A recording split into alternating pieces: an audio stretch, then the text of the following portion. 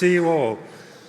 Dear museum colleagues, dear Mr. Deputy Mayor, members of the Polish Parliament and Polish delegation to the Council of Europe, and official representatives. Welcome to the 48th Annual EMYA Conference and Awards. We look forward to exploring, learning and listening to you all. But of course, we are very anxious, all of us, about who will take home the European Museum of the Year Award 2025. Drum roll. Or one of the other prizes. But first of all, a great thank you to our partners, the Council of Europe, and our other founding partners, institutional, network and business partners, and to you for being here today with us. And a special and heartfelt thank you to the city Białystok, especially for the great organization, all the publicity around the city, great, the billboards, the posters, fantastic. It really is alive in Białystok. And of course, our Polish museum colleagues, and especially to our host, the Sybir Memorial Museum, the proud winner of the Council of Europe Museum Prize 2024. For all the time, effort, excellent organization so far, but it looks very good next to all your busy jobs for this great European event. As we gather here as museum community, the conference program provides us with a new chance to engage with the leading museums, bringing innovations to light and celebrate the museum's role. Museums are and can be many things. Yes, they are centers of learning and knowledge, sharing it to all of us, true, but also platforms for empowerment, cultural participation, and social change. By promoting innovative approaches from the museum sector across Europe, we hope to inspire you all in shaping the museum you are in or wish to create. This year's theme, Remembrance and Solidarity for Collective Action, is an important compass, especially now that we are confronted with wars, intolerance, and attacks on common values and freedoms on our democratic institution, which sadly reminds us of our troubled past.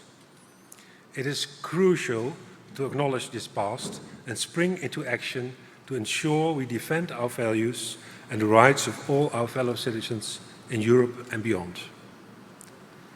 We see a growing threat to democratic security in Europe and a democratic backsliding globally. The role of museums is becoming more and more important. Museums across Europe are crucial defenders of democracy, of democratic values, and champions of a pluralistic society. This is also what makes many of them a key target for those who oppose those ideals.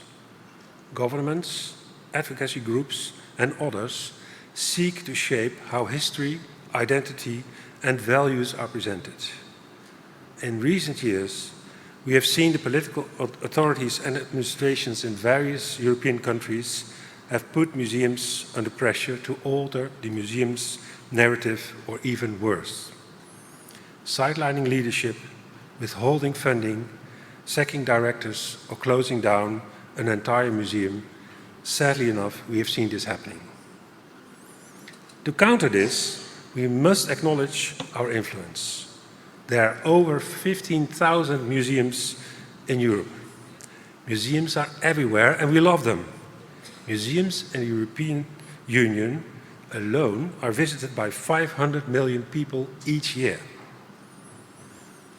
Overseen by the European Museum Forum, the EMYA has been dedicated to promoting innovation and excellence in public quality in museum practice since 1977. We work in an overall framework of commitment to citizenship, democracy and human rights, to sustainability and to bridging cultures, social and political borders. It is not that we as museums are here to promote one or the other side of the political spectrum. We are here to enable to give people a choice, to help them navigate and understand by providing choices and to be informed. Cultural participation directly enhances democracy and social cohesion. That is what we see at EMYA, museums reaching and speaking out to their communities from their collections, historically researched facts, and independently collected data. Many museums create opportunities to promote democracy by activating civil dialogue. It is vital, however, to ensure that museums can continue to operate as open and democratic environments. The challenge for many museums is growing to preserve public funding and independence in management and governance. These coming days, we set the stage again to enable you to share your experiences and build ties across Europe. You, colleagues, are, as museum professionals, the promoters of social justice, mutual understanding, and respect for the variety of cultures we see in Europe. In this way, we are strengthening all the communities around us and promoting European values, of which democracy is the cornerstone. Since the start of EMYA, we have been promoting human rights and democracy. In these almost 50 years, more than 2,000 museums have been candidates and over 400 awards have been given to over museums in 36 countries. This year, 42 museums of all types are candidates to be bestowed with one of the honors from our awards. Who's going to win? I know. But rest assured, being here as a candidate means you are inspiring all of us. In our day and age, upholding and defending our European values remains crucial. We will keep playing our part to uphold and promote democracy, human rights, and the rule of law. Museums really make a difference. By putting these values first, museums empower us all. Let me conclude by saying that on behalf of everyone at the Board of Trustees of the European Museum Forum, the judges of the EMYA jury, and all our national correspondents throughout Europe, I wish you a great conference and the best of luck in Białystok. Thank you very much. Thank you, sir.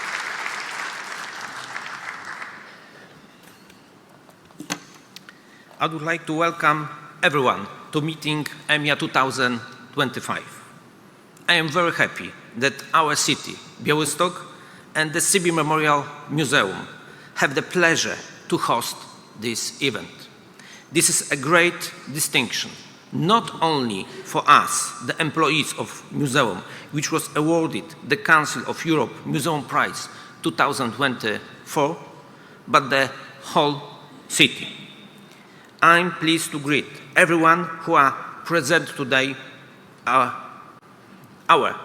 local community, members of Parliament of Poland, representatives of the Podlasie Province Office, our Sybiraks, people who were deported to Siberia, representatives of the regional and municipal government, members of Białystok City Council, rectors of our universities, directors of local cultural institutions, representatives of uniform services, delegation of offices and public administration institutions, the consul corps, and delegation of the social organization.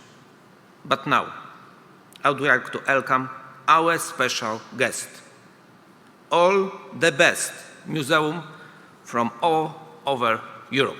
Welcome, everyone.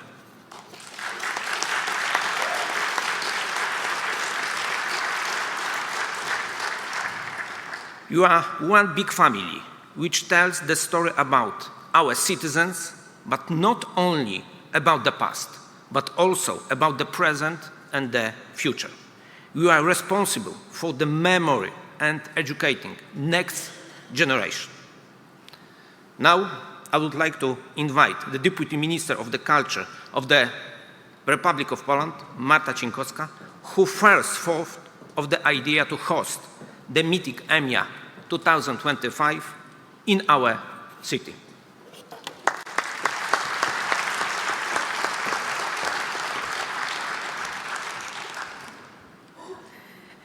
Thank you so much. Hello, everyone. Ladies and gentlemen, distinguished guests. This is, in this really deep emotion and genuine pride, I really want to welcome you in Białystok, to our cultural institutions in Podlaskie Voivodeship. It is here that we gather to speak about shared responsibility for memory, for heritage, and solidarity. There could be no more symbolic place for such a conference, especially at the time when Europe and the world watching concern as Russia's brutal aggression against democratic Ukraine continues. Here, where the history speaks in a human voice, we feel even more deeply the importance of defending the values at the heart of our European community: human rights, diversity, and the open dialogue. Since 1977, the Council of Europe Museum Prize has honored not only institutions, but also the stories they tell. Stories of dignity, resilience, and humanity. Today's gathering is a proof that these values are not hollow slogans. They are the living, breathing fabric of European culture. Over the coming days, 42 exceptional museums from 18 countries will present their work, each bringing a unique voice to our shared narrative of history and the present. It is with great joy that I note the presence of 5 Polish museums among this year EMYA nominees. Of course, I have to tell you what are the museums. The Central Museum of Textiles in Łódź, the Museum of Photography in Kraków, Krzysztofory Palace, a branch of the Kraków Museum, the Swan Pharmacy, a branch of the Leon Wyczółkowski District Museum in Bydgoszcz, and the Amber Museum, a branch of the Gdańsk Museum. This is a source of the great pride and clear sign that Polish curatorial thought, museological sensitivity, and openness to the public are being recognized for beyond our borders. In the past 2 decades, the museum landscape in Poland has undergone a remarkable transformation, and I'm really, really proud of that. New institutions such as Polin, the Silesian Museum, the Museum of the Second World War, the Museum of Modern Art in Warsaw, and our host today, the Sybir Memorial Museum, have become not only centers of knowledge, but also spaces for emotions, for empathy, and a dialogue. But a museum is not just a building for me. It is first and foremost its people, passionate curators, keepers of memory, educators, and guides. Their work deserves not only our admiration, but also proper conditions: financial, professional, and social. Without them, even the most magnificent building remains an empty shell. I am pleased to note that public interest in museums in Poland continues to grow in 2024. They were visited by more than 44 million people. This is an all-time record and proof that museums have become spaces that are close to the people, places for meeting, places for conversations, and finally, places for reflections. We are also seeing a growing number of international visitors. This speaks not only to the appeal of our culture, but also to our courage in telling stories that resonate not only in Poland, but across Europe. One such story is the story of the Sybir, a painful but necessary one. A story of violence and exile, but also of dignity and survival. I thank the Sybir Memorial Museum, its leadership and team for the courage, consistency and professionalism with which they carry this narrative forward. Really, really, from the deep of my heart. Okay, it's the end, I promise. Ladies and gentlemen, I really thank to the European Museum Forum, the Sybir Memorial Museum for organizing this important event. I wish you fruitful discussions, inspiring ideas, and above all, I wish you emotions that will stay with you long out after this conference ends. Because emotions, along with facts, are building our memory. And memory is the most lasting foundation of peace. Thank you so much.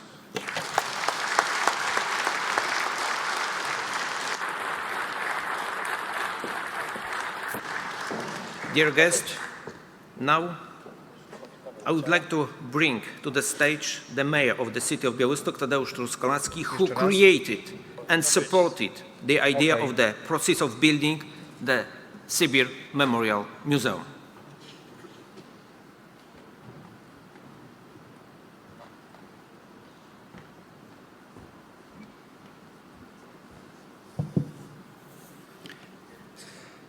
Ladies and gentlemen, dear guests, I'm proud and happy to welcome you to Białystok. The Sybir Memorial Museum is the winner of the Council of Europe Museum Prize 2024. Białystok, at the moment, is the capital of the global museum community. Our museum is a cultural landmark not only of our city, our region, but also of our country and all of Europe. I'm convinced that the decision of the European Museum Forum to hold the conference at this year's award ceremony here is no coincidence. Honoring the Sybir Memorial Museum winner of the 2024 Council of Europe Museum Prize in this way highlights the importance our institution holds within the European museum sector. I do not intend to speak about the museum's resources, its rich collection, or the countless memorabilia and historical artifacts that can be seen here. Instead, I would like to emphasize that what I value most highly in the Sybir Memorial Museum is its modernity, in the way it tells the story of deportations and traumas, in its innovative approach to a difficult history, and its ability to engage the demanding audience of the 21st century. These qualities are also possessed by other museums in our country. I will cite some of them so that you know about, remember, the Eastern Europeans.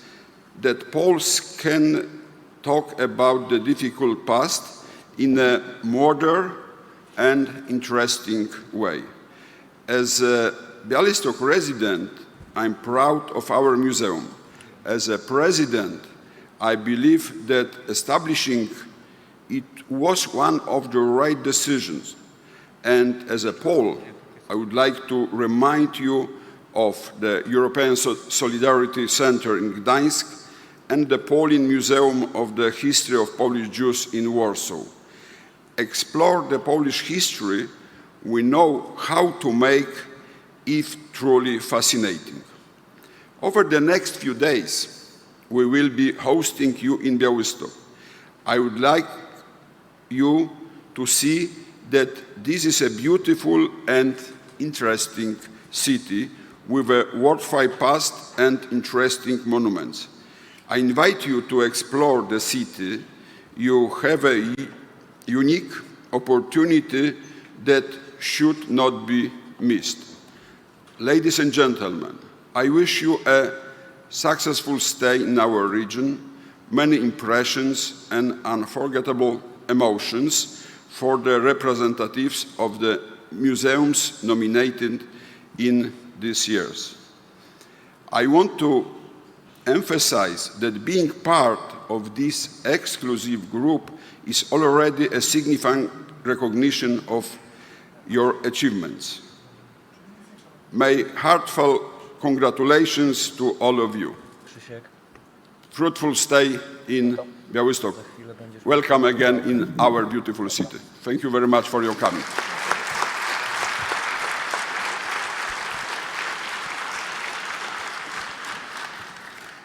Now I would like to invite the Deputy Marshal of Podlasie Voivodeship, Wiesława Burnos, who not only supported the idea of the meeting EMYA 2025, but also gave us financial support.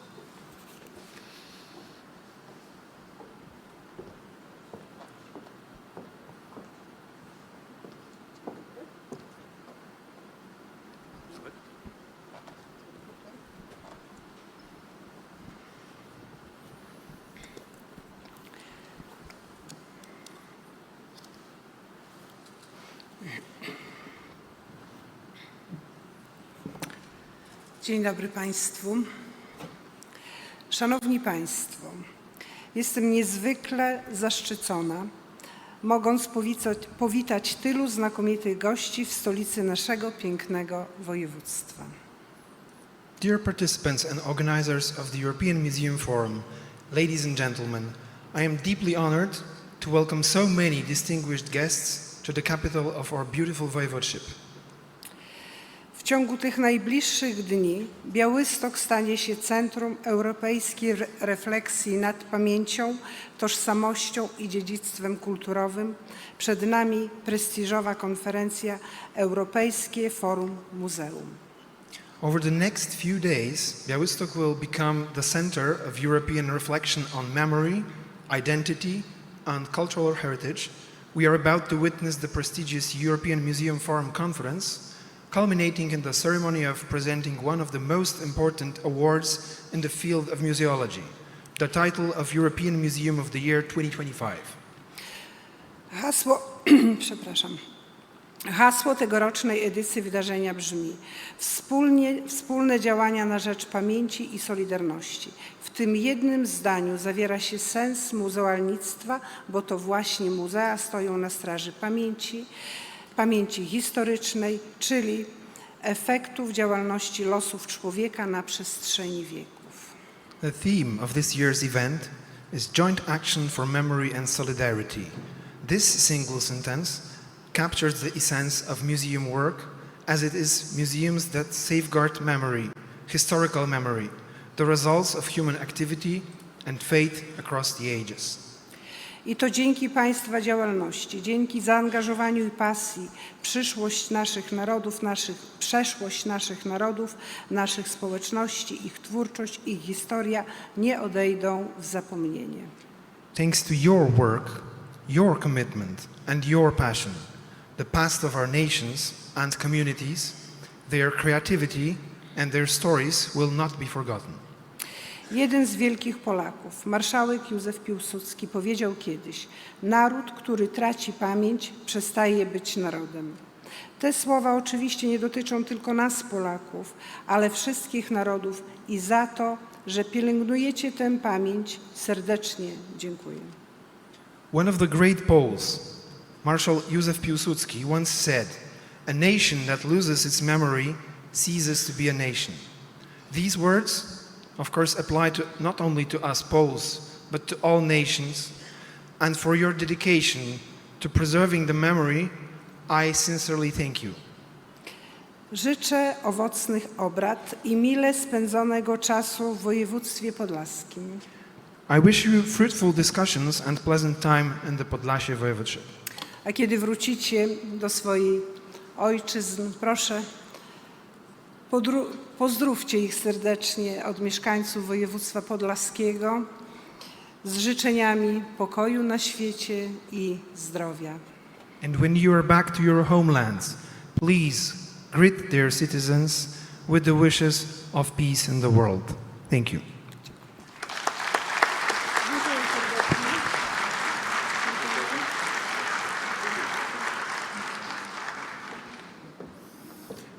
So there we are. Thank you, dignitaries, for all these heartfelt words, emotions. Yes, they're here. With me, with you, I hope. Memories. Let's create memories. Let's create some waves. Let's make this happen. Let EMYA 2025 begin!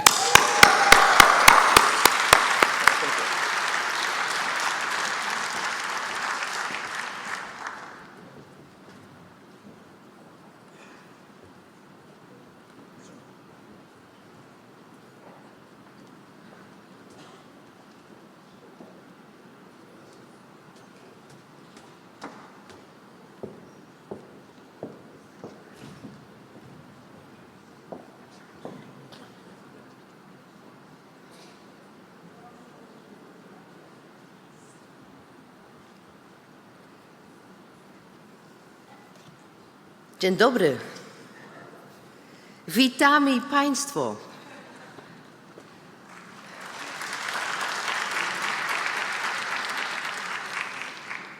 Dear EMYA colleagues, allies, and yes, also friends, I now understand why my colleagues asked me to do the first introduction of this morning, because it does feel rather intimidating standing here on this stage. And maybe one strategy to overcome feeling intimidated is to say it out loud. This is rather intimidating. And maybe I should do woohoo, and then it's over. Then it's over. Because we do live in intimidating times, fragile times. We live in a polarized world where concepts of and realities of freedom, democracy are in danger. And peace is not everywhere around. War is happening in Europe, and I'm so happy that so many colleagues of the Ukraine are here today with us and in the next coming days.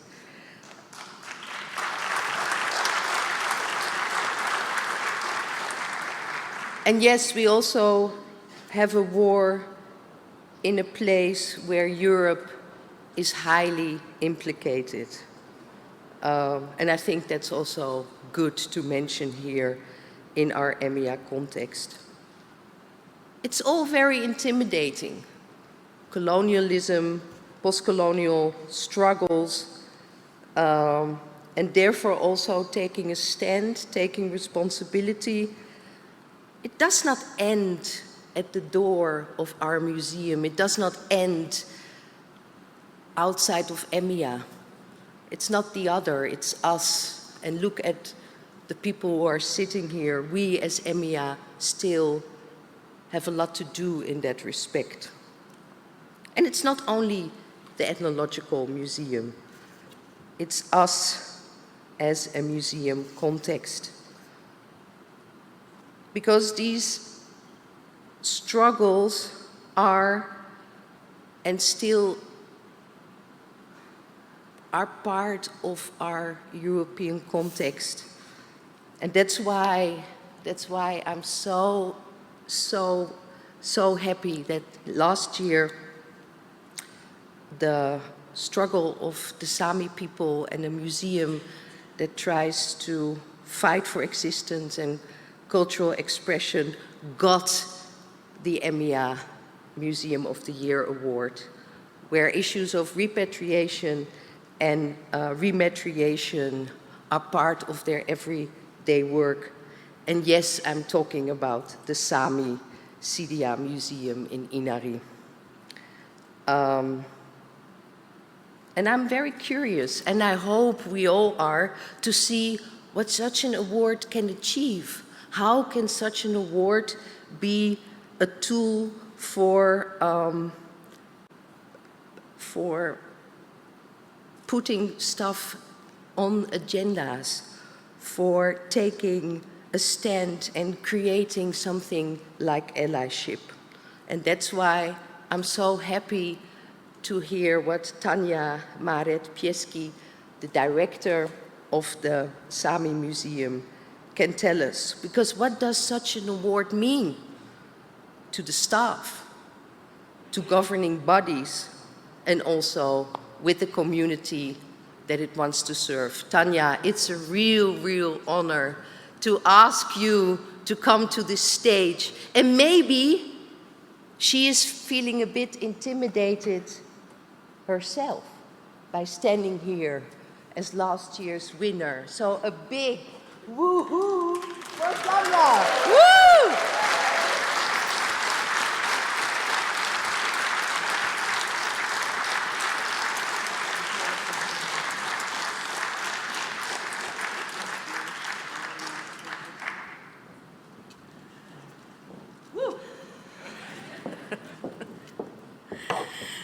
Oh, thank you very much for the nice words of Leontide. Wow. Dear friends of the EMYA, it's a real pleasure to be back on the EMYA stage here in Białystok. I'm honored to share with you the highlights of our EMYA 2024 award year. And I will also talk about how we are working towards rematriation in close cooperation with the Sami community. And now, so this is the story of Sami Museum Sida and our journey into a new era together with our community. And as you know, Sami people are the only indigenous people in Europe. We are living in northern part of Finland, Sweden, Norway, and northern part of Russia. Altogether, it's estimated that 80,000, 100,000 Sami people are living in the area called Sápmi. Sápmi is our land, our area. We tell the story of the Sami past, present, and future. Our role is to promote and preserve Sami cultural heritage and foster the cultural identity and pride of the Sami people. We want to be part of creating the cultural heritage of the future, because we are still here. That's why we want to talk about the future heritage. And our Museum Sida is the only Sami museum in Finland, and we have national law-based responsibilities related to Sami culture. In Sweden and Norway, there are many Sami museums, quite small ones.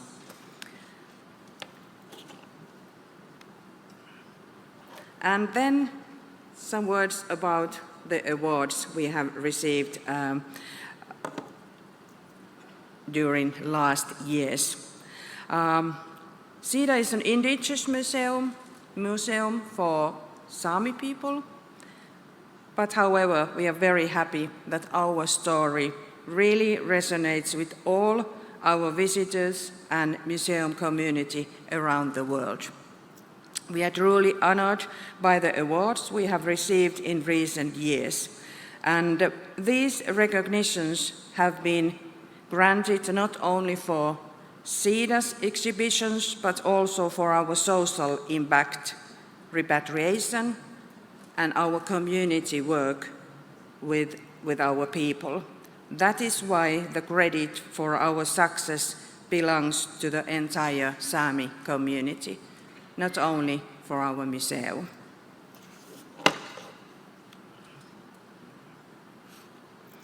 Nice photo from the last year's Portimao. It was great experience, and I have to say that the awards we have really strengthened our confidence and our vision, our own vision. And this has happened not only within our museum, but also more broadly within the Sami community. And I'm also glad that we have been able to bring something new to the European museum field and to share our story in a way that resonates with people around the world. I am proud that we have shown an indigenous museum can be named European Museum of the Year. This has meant a lot to us.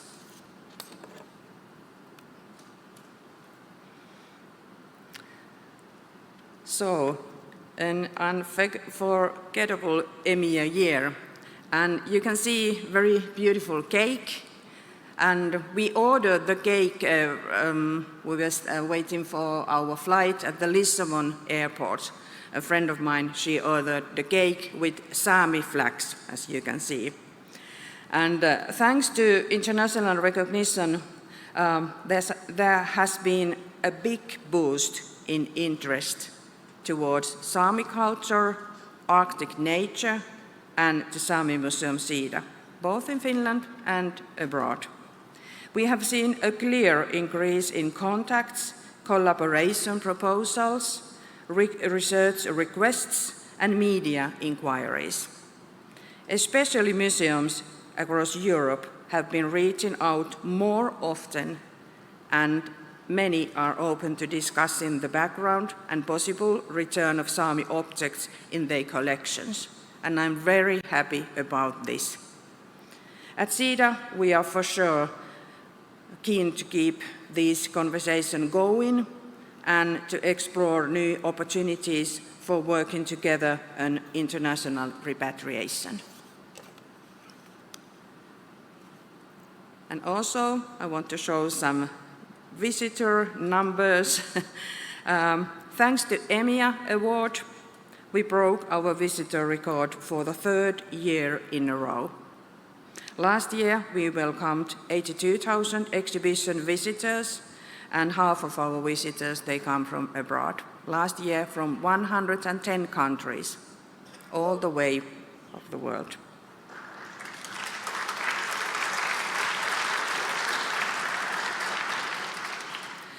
And to put these numbers into a context, I have to mention that there's only 700 people living in the village of Inari.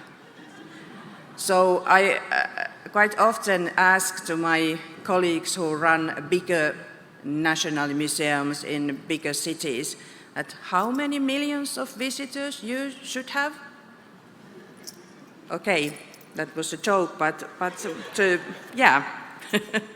Okay, and during the year, just after the EMYA award, we had the pleasure of hosting the visit of the President of the Republic of Finland, Alexander Stubb.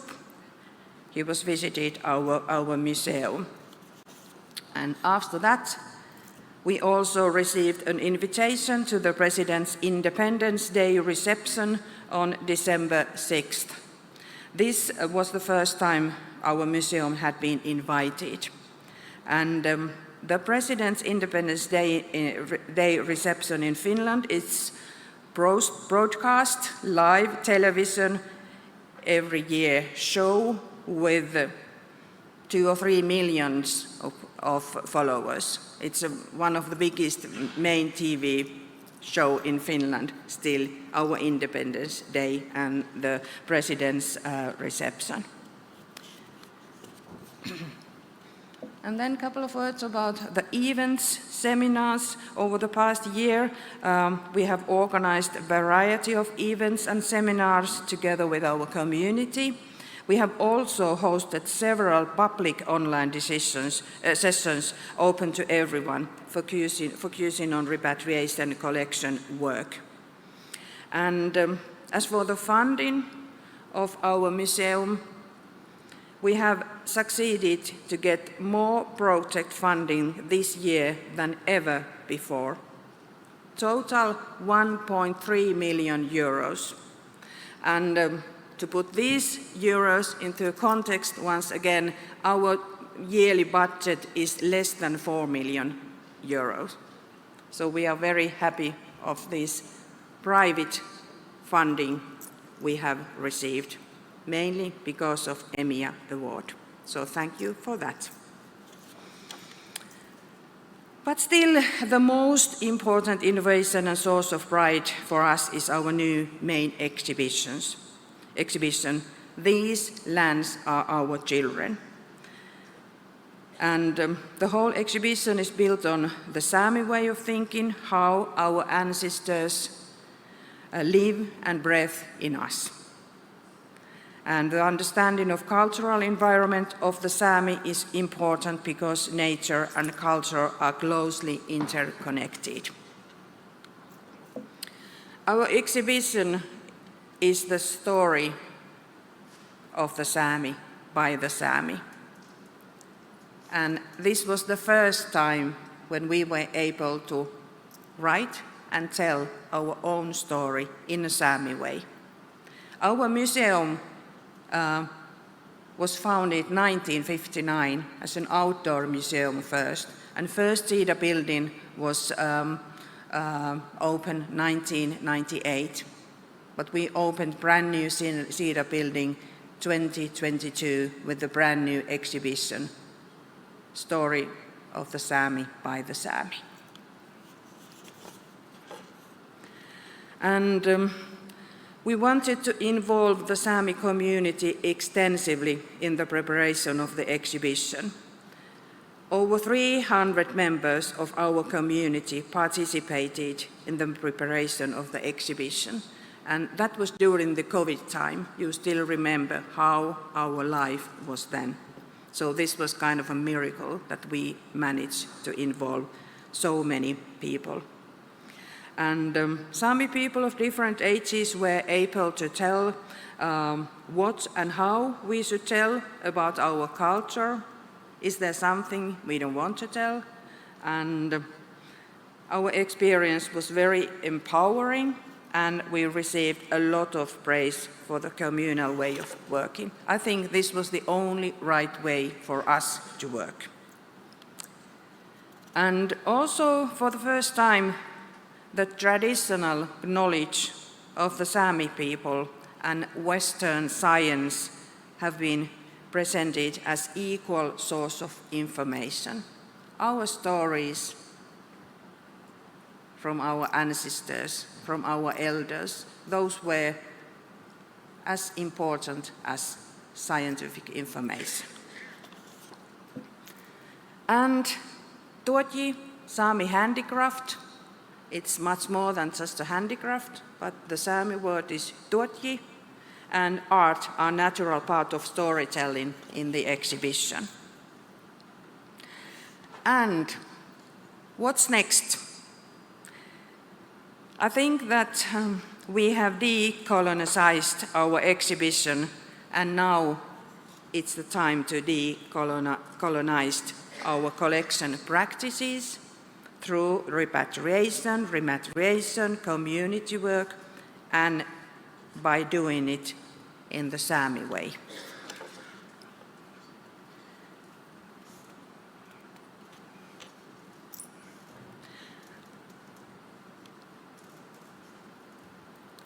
I'm often asked what it feels like to see and touch for the first time the old objects made and used by our ancestors, objects that have finally returned home to Sápmi. There is no short answer to that question, but let's watch the short trailer of the film called Marchan Homecoming. This is a film by Suvi West and Anssi Kömi from the Finnish side of Sápmi. Marchan Homecoming is an awarded story about a historic repatriation when the National Museum of Finland returned thousands of old Sami objects, the whole Sami collections, to Sida in 2021. It is a film about joy and celebration as the cultural heritage of our ancestors finally comes home.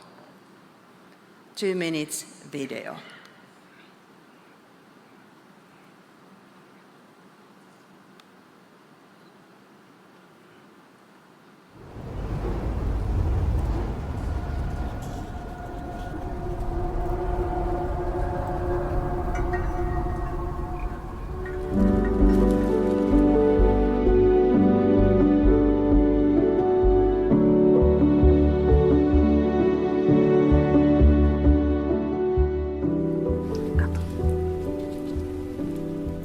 Aistitko sä mitään semmoista energiaa tai henkeä näissä? Joo, nyt mulla tulee, kun sä oot läsnä.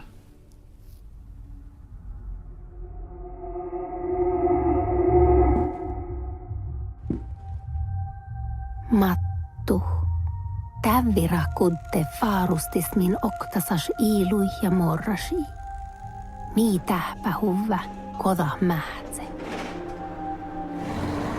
Painan, ahte täällä namalassi alku vakkär kiennus, man kietsis puerta säämiin nannejupon saajalla.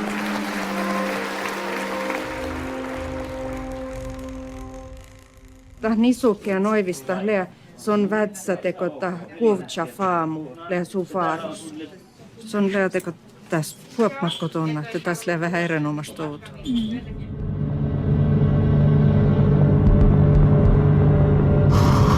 Rumpu channosta mattuiteta, mutta täällä min olles alapmua channossa min mattu. Musta vaikka huistuoraan vuorottamussa hahte taht läät juoka minuppastuhta muellima. Tiitu alvupehte muut jiengalot ja seunja sotsaat siitä. Täällä latja, kos lähtee tolos saami hoiveskortsu.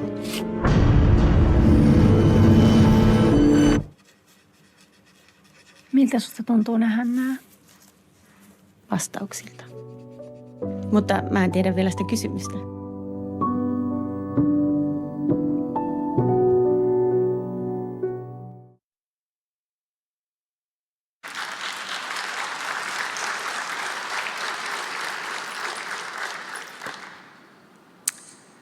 So, I really suggest that if you have the possibility to see this film as a museum worker, please go and watch it.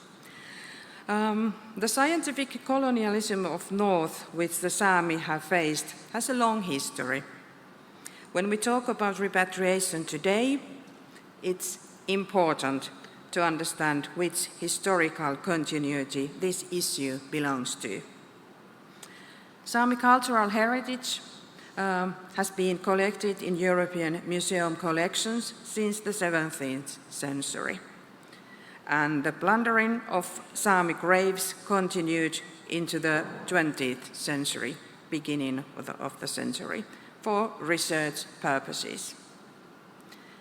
And still estimated some 50,000 Sami artifacts are still in non-Sami museums around Europe.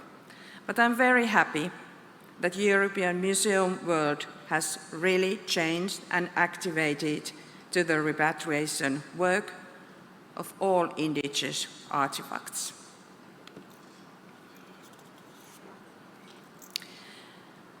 We have actively and successfully promoted domestic repatriation for over 20 years, and international repatriation processes are now underway.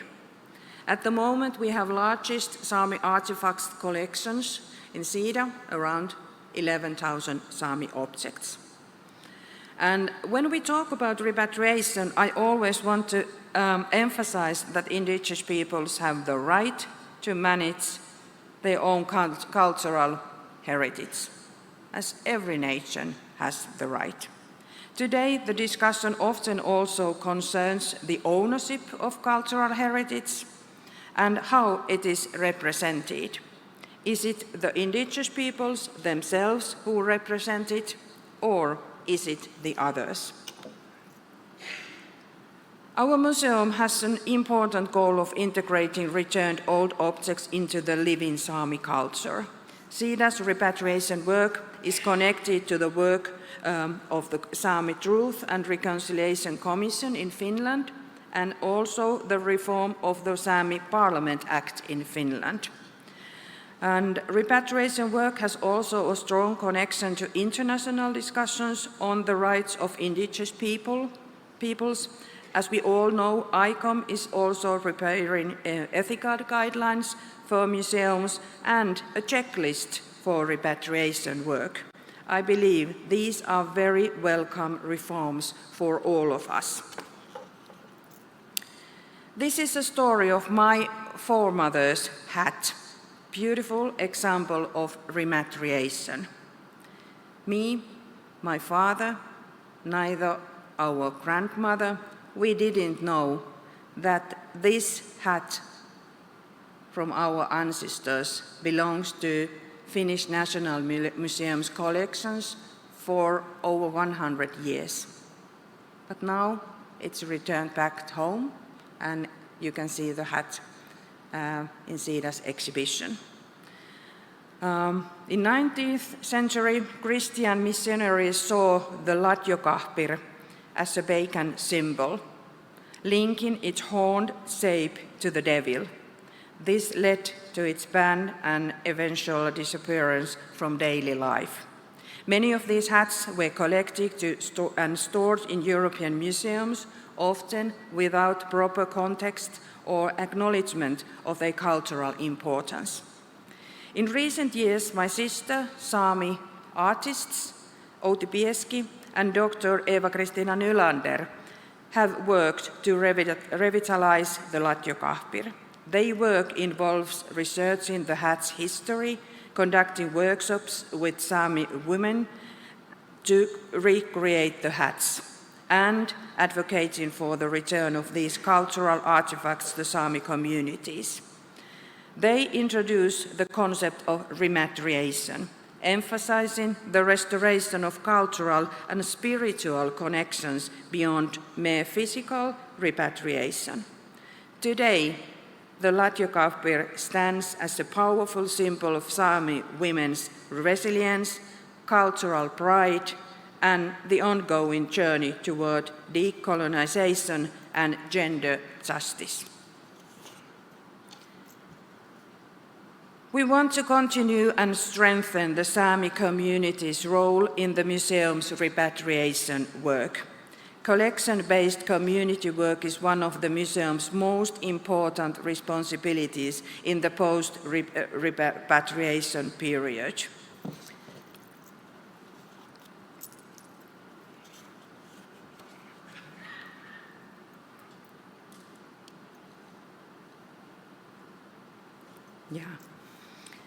At Sida, the use of collections differs significantly from other museums. The museum makes the collections accessible to the community either at Sida or at events elsewhere in the Sami area. In community-driven research, the Sami objects, the items are studied through direct hands-on interaction, allowing the community to form a deeper connection with them. Handling the objects can also be justified by specific research needs. For example, for a tuojar and artisans to closely examine materials on stitching techniques. We actively bring objects to villages and directly to the people. It's important for our museum to bring objects to the people. We think that we don't own the objects. Those old objects belong to our community. In Sapmi, distances are long and roads are poor, so it's important to go to the people. And each year we organize several events across Sapmi. We load up our lorry and head out to Sami villages where we have old photographs and we explore old Sami objects from the area together with the community. And very often people recognize their ancestors in the photographs for the first time, and they see objects their ancestors made and used. And these events are deeply empowering. We also have organized several events in collaboration with the Sami Truth and Reconciliation Commission in Finland. And what do we want to explore next? Now there are more questions than answers. We are now seeking partners among European museums that hold the largest collections of Sami objects. We are interested in conducting provenance research in a Sami way, as well as exploring Sami repatriation practices and community-based work. Once we have answered to these questions, our goal is to publish academic articles as well as practical guide for repatriation.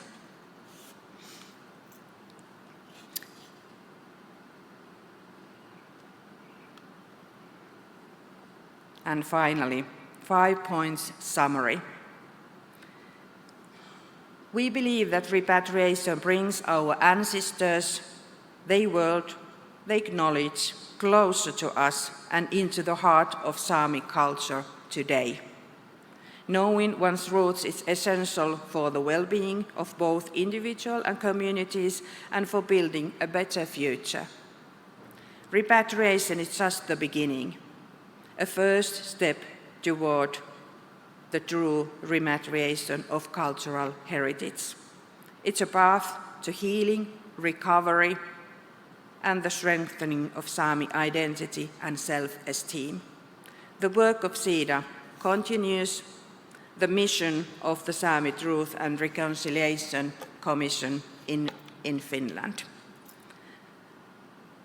I want to warmly thank you. It was a real pleasure to share Sida's story with you, and I wish the best of luck and a wonderful EMYA year to all the upcoming winners. You are going to have a great year. Thank you.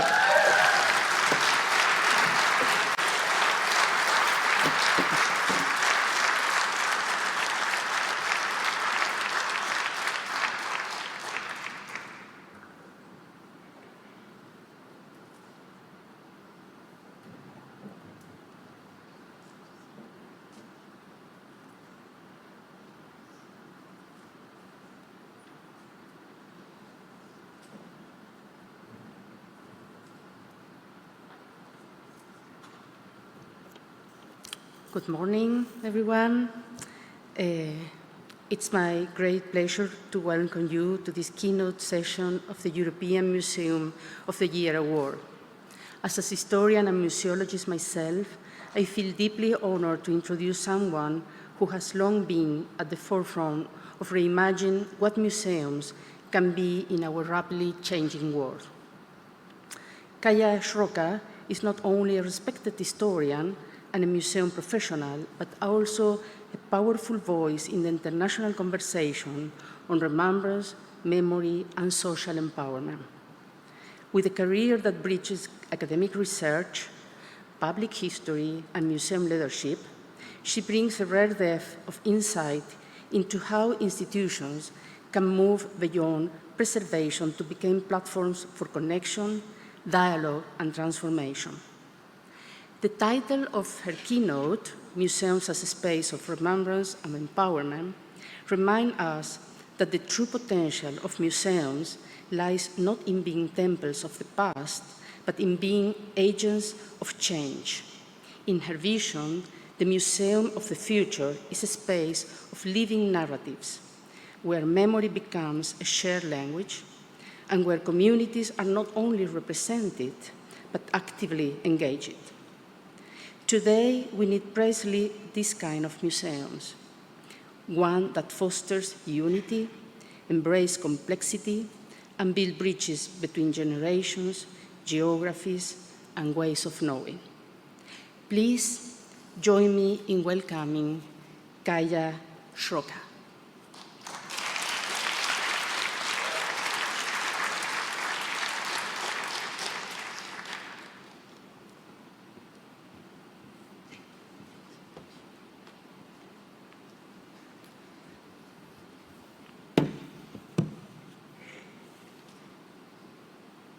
Good morning and hello everyone. And I need the Leontine's oof, because it's really amazing to be here and a little intimidating also. So my presentation is Beyond Uncomfortable, a story of solidarity and hope. So let me first thank you for this invitation to join the conference, and especially for the trust that you show by allowing me to be here in this year's edition of EMYA. And at the same time, because Sunday was the International Museum Day, again, happy International Museum Day. My name is Kaja Širok. I come from Slovenia, and I am an independent professional and university professor. And before I begin, I would like to check if you can all hear me well, and I think that that's okay, yeah?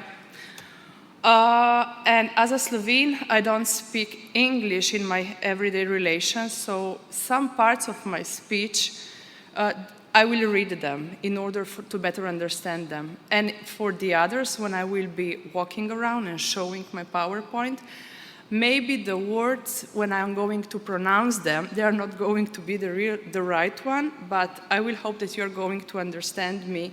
And thank you in advance for your patience. So the topics that which are addressed today is remembrance and solidarity for collective action. And I would like also to merge the topic itself with the topic of two years Museum Day, so ICOM, the future of museums in rapidly changing communities. Why, you will see through my presentation. I will say that both topics are showing and emphasizing that museums are more than just spaces of encapsulated time. They are active in shaping sustainable and inclusive environments.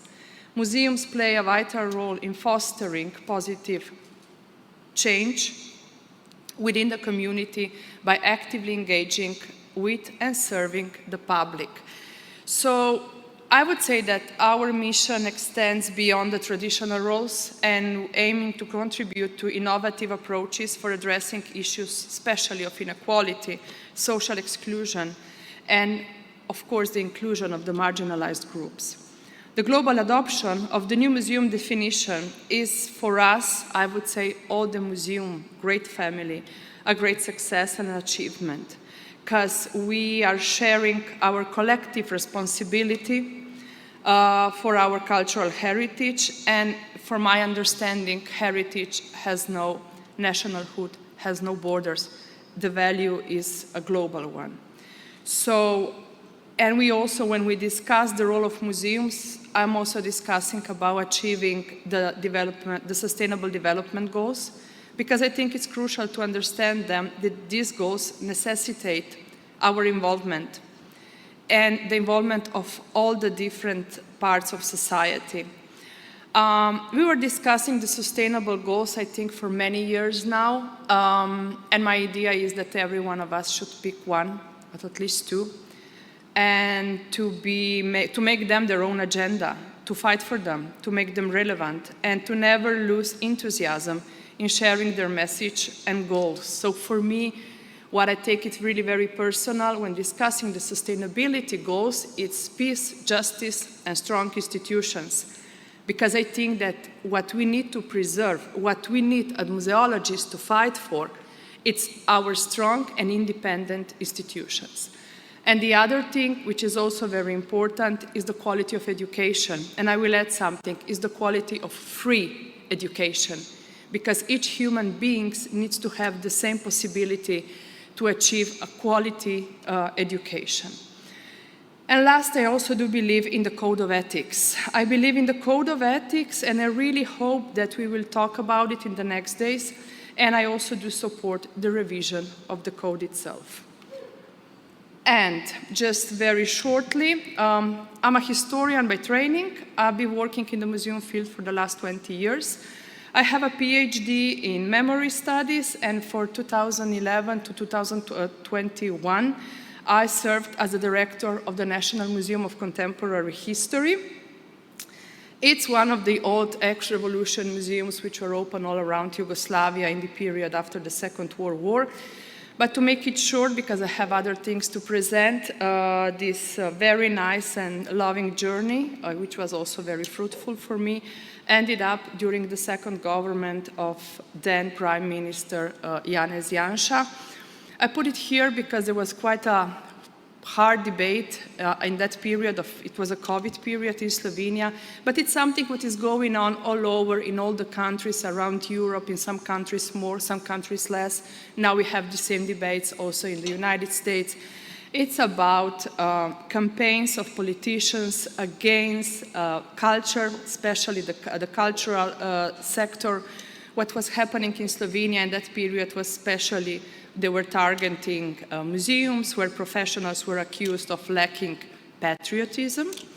And in this context, in that period, I faced severe critics and personal attacks, including accusations questioning my professional integrity, relevance, and of course also academical background. But to make it short, a year later, I moved forward. I started working as an independent consultant already there in that period, and then I was very involved in the creation of the first borderless European capital of culture between the cities of Nova Gorica and Gorizia. And I also then became the director of the same European capital of culture, Nova Gorica, Gorizia, and very much to the displeasure of the then party and the minister itself. So, what doesn't kill you makes you stronger, would Kelly Clarkson say. And sometimes, you know, I'm going with the song in my head, discussing everything what I am doing and my colleagues are doing. So I would say that, you know, we have to fight for what we believe on, and strong independent institutions are really what I really believe on. So, to make it short, also about my academical background, you saw before I was showing, oh, sorry. Okay, no, it's, okay, we are already somewhere else. Okay, I tried, okay, wait, give me just a second. You have some articles I wrote this year up, so if you want to read them about what I'm working and now about the topics. When I will be presenting, discussing mainly two things. One is, I'm using all the time the word dominant narrative. Probably most of you know what it is, but just to say, it means official memory. It means something that Barbara Mitzal in her book defines as a memory which is used about political elites, and it's working on supplemented national histories. It's what elites want to shape and preserve about their desire, imagine of the past. And museums are in a certain way institutions, they are preserving a very highly selective image of the past. And this expression is used for monuments, for textbooks, and for commemorative events. But the other thing that I'm working on in the last probably 2 decades, and encapsulates directly as a term what I'm working on, it's the Paul Ricoeur painful or traumatic memories. He's discussing the relationship between history and memory, and that in this relation we always also think about oblivion, which is the non-seen part of it. And the oblivion has, you know, the same relation and the same power as memory itself. Because this triadic relation speaks not so much about the past, but the present and the future. So the origin of all these narratives and their symbolic interpretations is in trauma and in wars, and especially in the territories where some people suffered and others were victorious. The traumatic memories are reshaped sometimes when that someone who was then a victim became powerful, and vice versa. So the occasion of commemoration in one country can be and are moments of shame or pain for another, and the celebrations of one part become oblivion on the other. And I will try on my example to show you directly what I wanted to discuss about. But even before that, I would like to say that as someone who is deeply engaged in memory studies, I am all the time struck by how quickly we fall into political manipulations and interpretations that almost all the time lack of historical grounding. Repeatedly, politicians emphasizes certain truths in public discourse, And for a long time, they can really intensify and be the dominant narrative in certain countries. And even the spread of fake news is growing, and stories rooted in family pain or taboo events easily become tools for manipulation and distortion. And you can see it in special days of remembrance, when the state decides that only one part of the history of certain nations should be remembered, and at the same time working on the oblivion of other events. We are witnessing the emergence of the new remembrance days, and they are based on exclusion, and sometimes they also have hate-driven narratives targeting parts of our community. But what pains me most is realizing that the emotional trauma of the past generation not only persists, but it is being used on a political level to build today new walls. What hurts even more is that in 2025, so today, we are still unable to offer to the youngest generations in Europe and even on the whole world a better foundation for coexistence and quality of life. Neither we are in our own regions or simply all over able to prevent pain and wars. So commemorating the end of the Second World War, which was happening this month all over Europe, cannot ignore the fact that this year we are also marking the 30th anniversary since the Srebrenica massacre, and that the war is again very much close. Nor we are distant from the starvation and inhuman suffering of people of Gaza. And what I'm always asking is, have you learned something? Are the exhibitions that have been opened in May this year targeting also the questions of the present and the future? Or maybe what hurts the most is this, that despite all our wealth, the breakthroughs in technology and science, people around us are still suffering. And the way we look away, the way we choose not to care, is already an answer. And I would say that this is a painful one. I believe that us museologists can really make a difference. And I really believe that the institutions where we are working can be a part of that difference. And this is why I also, in the last decade, I was working on many European projects, discussing all the topics of democratic values, of how to achieve, a much more open society that can really respect different interpretations, different values, and where all of us are able to discuss the pain of the other. And this is where I'm coming to the topic that I am really keen of, and it's something that I really would like to be shared when discussing museum values. So I would like to show you just how we are working or how I am working. For example, one of the exhibitions that we did was about walls, because I'm coming from the city which is on the border, so we are all the time reinterpreting ourselves on the definition what is the other. But at the same time, when there was the migration crisis, just already the word is awful, we had an exhibition within a European project about walls, and after we also started a new project which was the identity online. And in this exhibition we put it on a fence and a lot of ribbons. And then there was a question on one side and another. So are you against or pro closing the walls, or let's say the Europe itself? And you needed to take a ribbon or put it on the left or on the right side. And this is from the day of the opening. And I'm really very sorry because I don't have the photo of the last day. But basically, most of the ribbons were in the middle.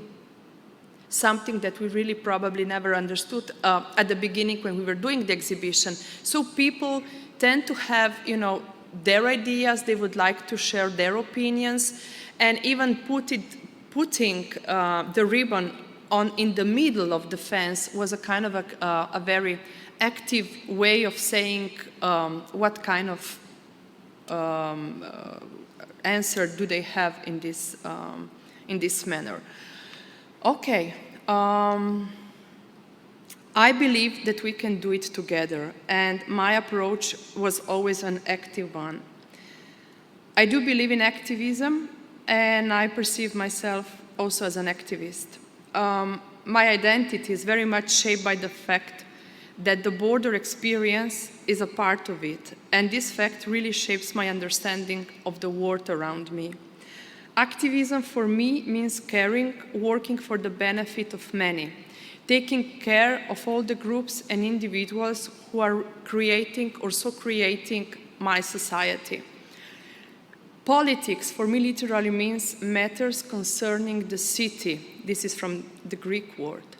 And this is when my story starts, a story of hope, pain, of remembrance, and duty. I would say really duty to give a better future for the next generations. I found this inscription in Florence. I tried many times to translate it, but I would say that what it means is that it all begins for caring deeply about where and how we live, so about our society itself. This is my family. The photo was taken in 1916 in the refugee camp Bruk an der Leitha. Bruk an der Leitha is between Bratislava and Vienna. You see my grandmother, the smallest child, my grand-grandmother taking care of her, and behind her is my grand-grandmother. It was a refugee camp in the First World War. And for me it's important because it discusses one family and many today, in today understandings of nationalism and nationalhood. We are Slovene. Part of the people in this photo are Argentinians, some of them are Italians, and some of them are Serb. But you can see that it is still a same family. I grew up in Nova Gorica, where the same streets are called Via San Gabriele or Via Montesanto on one side, and Erjaučeva ulica in Cesta Devetega Korpusa on the other side of the border. I was raised according to an unwritten code of behavior at the border and its crossing. I regularly went to the city on the other side of the border and lived between three cultures that meshed with and bounced off each other on the political, linguistic, and economical level.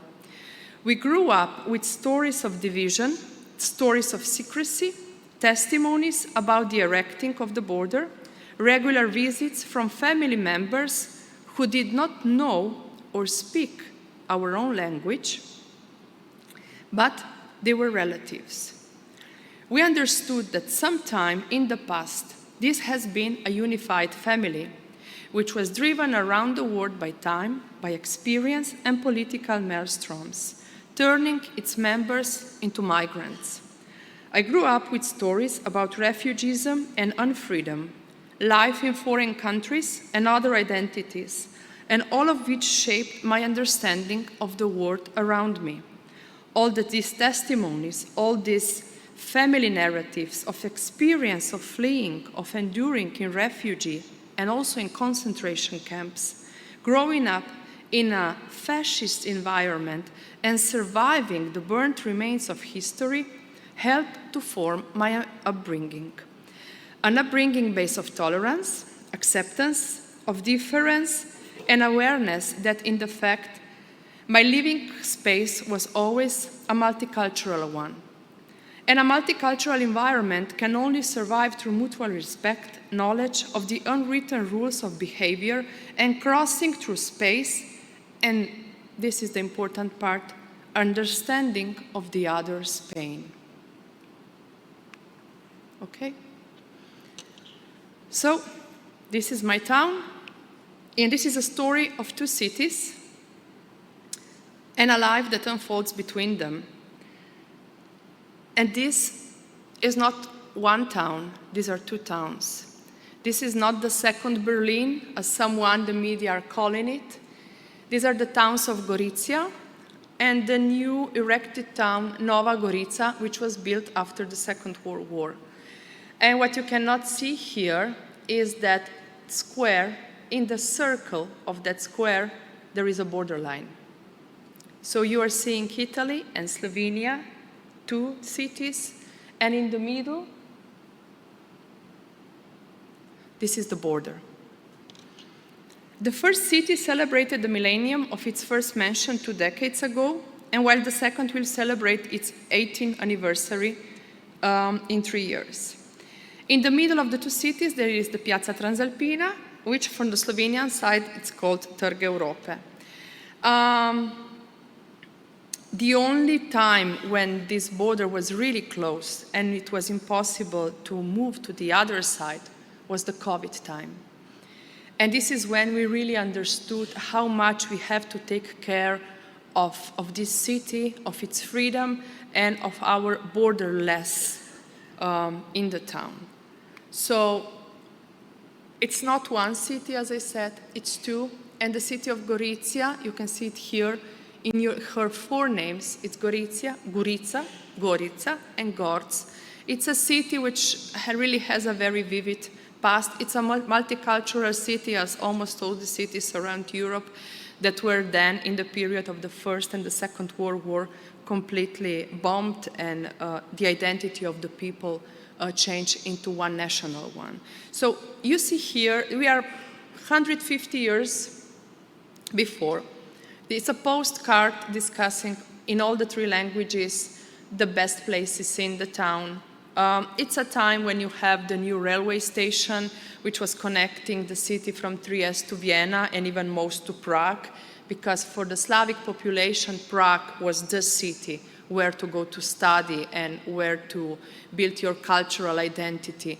But yet, when 1848, you already had disputes who should the city belong to. So the year 1848, and there is this dispute, why in a city where you have so many cultural and linguistic identities, they were never accepted as national one. Nationalism is something that was created later.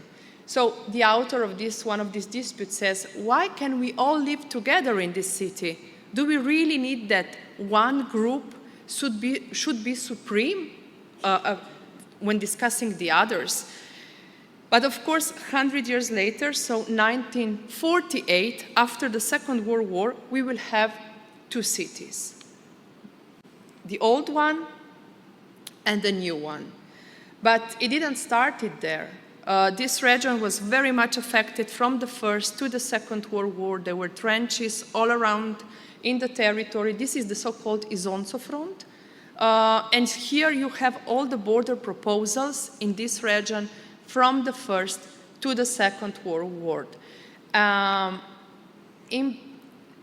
Even better to see them here. You have the First World War, you have the period after the First World War, then after the Second World War, all the territory will be part of the so-called Allied military government connected to Zone A, which was under the Allies, and Zone B, which was under the Yugoslav army, and with the Paris Treaties of 47, the new border, which was a temporary border, was made. And the temporary border persisted till the year 75, so we will have 50 years of the border this year, just to prove how much these political interventions in the territory itself were shaping not just the people in the territory, but also the narratives about the territories itself. And what I'm always showing is this is, after the First World War, the destroyed train station. And we have an original of this postcard with the train station, and it's called Gorz, so Gorizia in German. And after the war directly, it was reprinted, but the Italian name, Gorizia Italiana. And someone in Slovene language wrote down, ma samo na tej karti, it means yes, but only on this postcard. So just to show, how much tension there was in the territory itself. The German-speaking community, almost all of it left the city. So the one which remained were the Slovene community, the Italian community, and the Friulan community. And in the next 20 years of fascism, the Friulan community, and Friulan is a language, is not a dialect, and the Slovene community were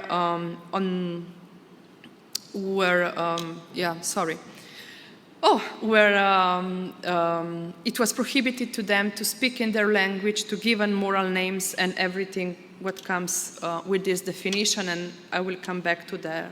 But what I would like to tell you now is how we live here with the border in the European Union. A brief stroll through the streets of Gorica and Nova Gorica reveals a lot about the region's past and the events that shaped the collective memory of the inhabitants. On one side, so the Italian side, all the streets have the names of the First World War, and you have monuments just about the First World War. And in Nova Gorica, all the streets have the name of the Second World War, and all the monuments are about the Second World War. So everyone is remembering just the part of the war that they won, and everything else is about oblivion. And this oblivion very much shapes the identity of the territory. And I'm saying this to come to the two museums that we have in the territory, the Gorizia Museum and the Nova Gorica Museum. And from everything what I'm saying, you can already understand that the Gorizia Museum is taking care of the collections only about the First World War, so they are not collecting anything about what happened in the Second and after. And on the Slovenian side, most of the exhibitions are about the life after the Second World War and everything what was happening in the period then.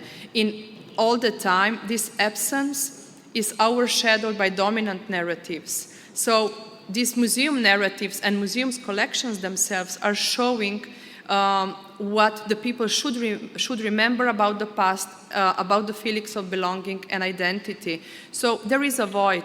There is a void in trying to understand who we are, because we are much more than just, what it's written in our passport. We are much more than just Slovenian and Italians. So who we are, people living in border areas, where specifically there were so many communities, that there were so many religions, and after both wars and all the atrocities, what remained. So 20 years ago, I started collecting stories. These people were all the time saying, my mother was speaking Slovene, Italian, also Hungarian, but she never finished the elementary school. And then the guys were saying, okay, my father, he was speaking also German because of the school, Italian, Slovene. And to make it short, people in the area were speaking 100 years ago between themselves in several languages. And they were able to understand one another on a completely different level. Today, the young generations in the territory speak only in one language. And it's not the language from the territory, just to make it again short, it's English. So what to do with all this patrimony? What to do with everything what we have in the territory? How to really understand who, basically the stories of people living in this territory. Why do we have to perceive them only from narratives on one side of the border or the narratives of the other side of the border? Why not to have a more nuanced and multi-layered interpretations of the past? Why it's so, basic to show on the exhibition just a pair of pants and read, this is pants of a child of the concentration camp, for example? Why not to show all the complexity? Say something more about what was happening in the territory on a very multi-layered scale. It was impossible. And even another thing which was happening in the last 30 years in the territory, more or less 20, while Slovenia was joining the European Union, there were many accusations from one side and another between Slovenia and Italy that we are not yet prepared to enter in the European Union, that this communistic nostalgia is still very present in the country, especially in Nova Gorica. And in 2004, Italy proclaimed a day of remembrance, the remembrance of all the victims which died during the period at the end of the Second World word because of the communists, and the same year also the Slovenian side proclaimed another day of remembrance to remember the day when a part of the Slovenia land, Slovenian-speaking community, which was lived for 20 years, for more decades, living into the Italian soil, when all this territory was given back to Slovenia. So,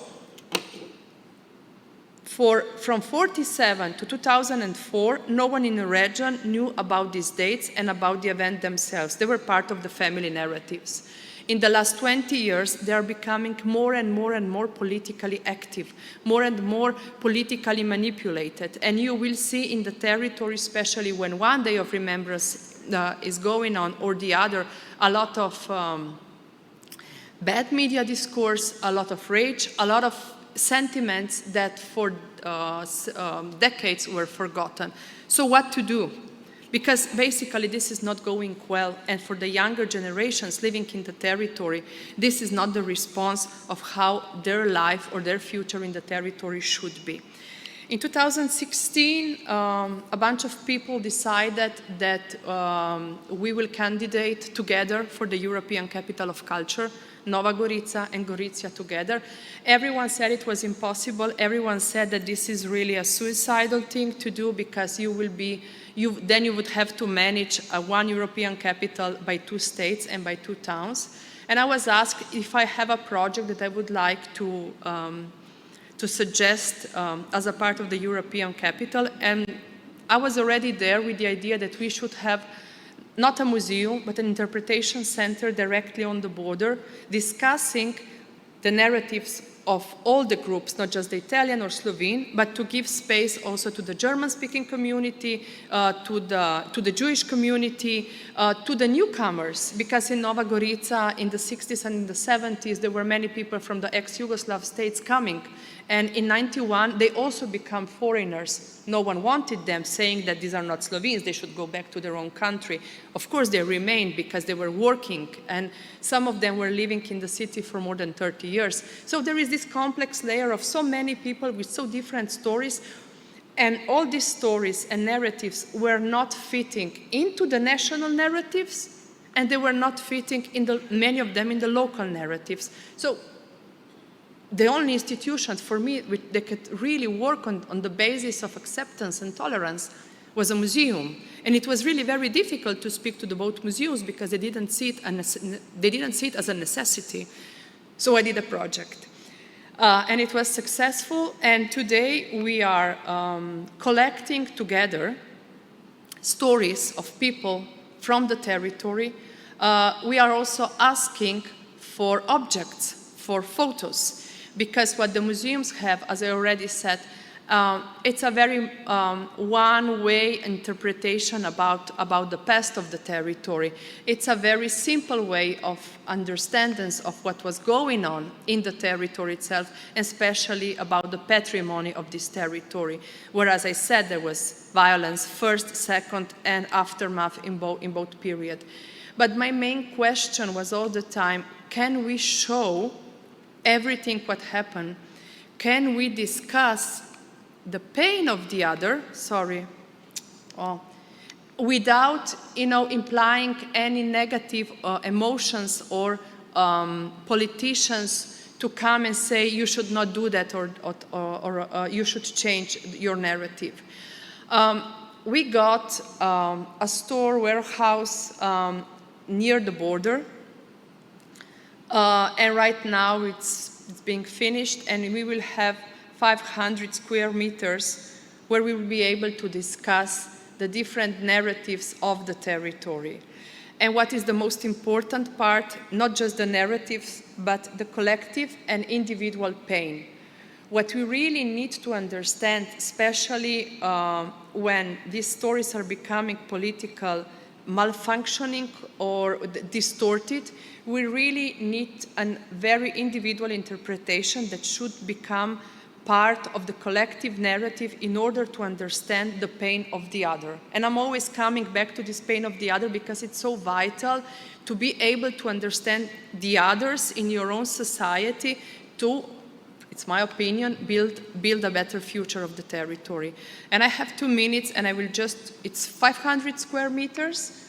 And what we are doing, it's a little more than just an exhibition. It's a game, because in some parts you will have questions like, was the city occupied or was the city liberated? And this is always, you know, the main question. And if you choose one path, you have to go back and also do the other one. And the best thing of the exhibition, and in the first time the politicians did not understand it, it's going to be just half finished.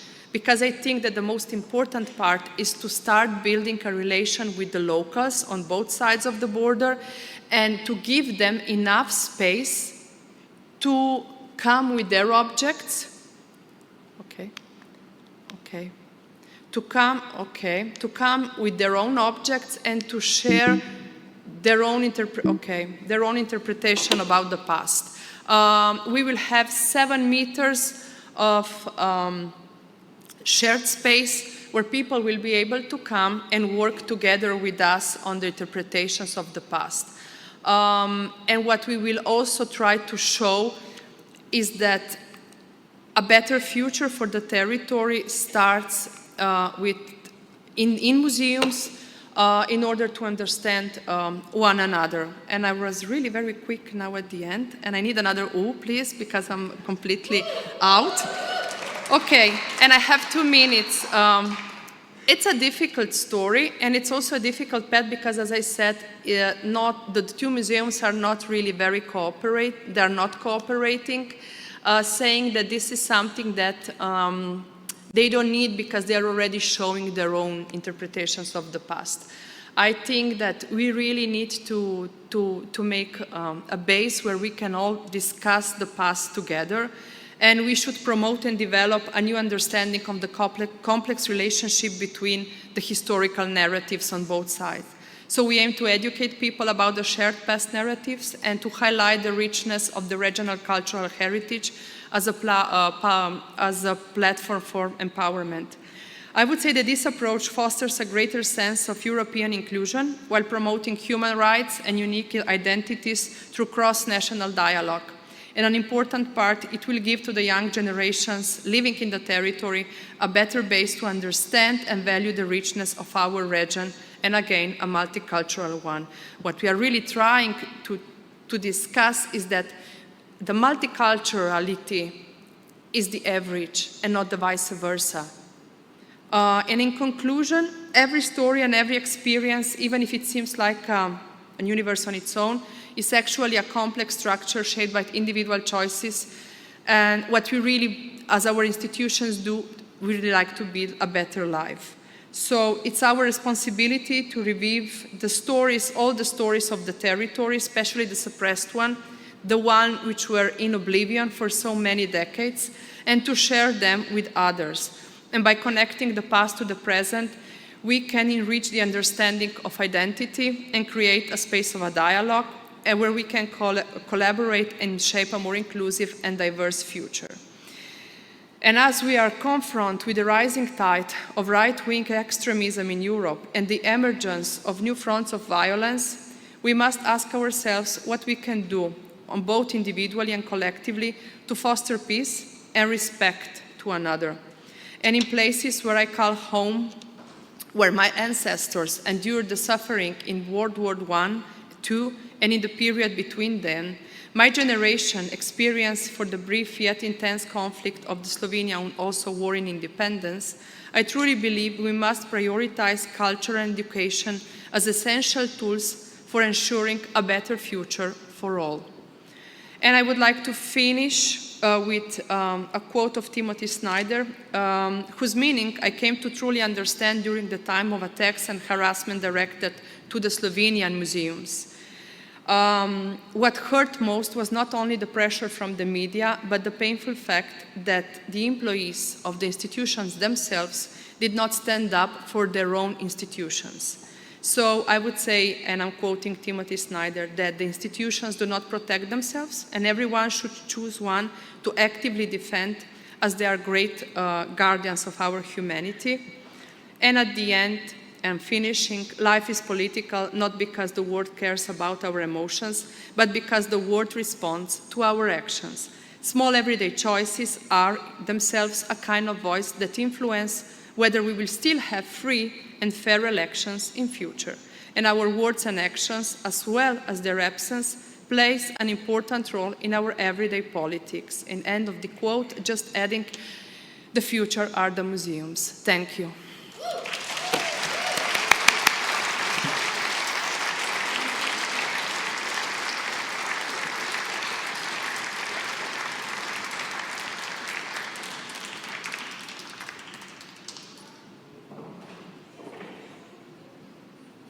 Hello? Okay. Well, good morning, everyone. Good morning, guys, ladies and gentlemen. It's a pleasure to meet you. The last year who've been to Portimao knows Pedro very well. This year I will help him here in Białystok. My name is Piotr, so it's Pedro, and Pedro.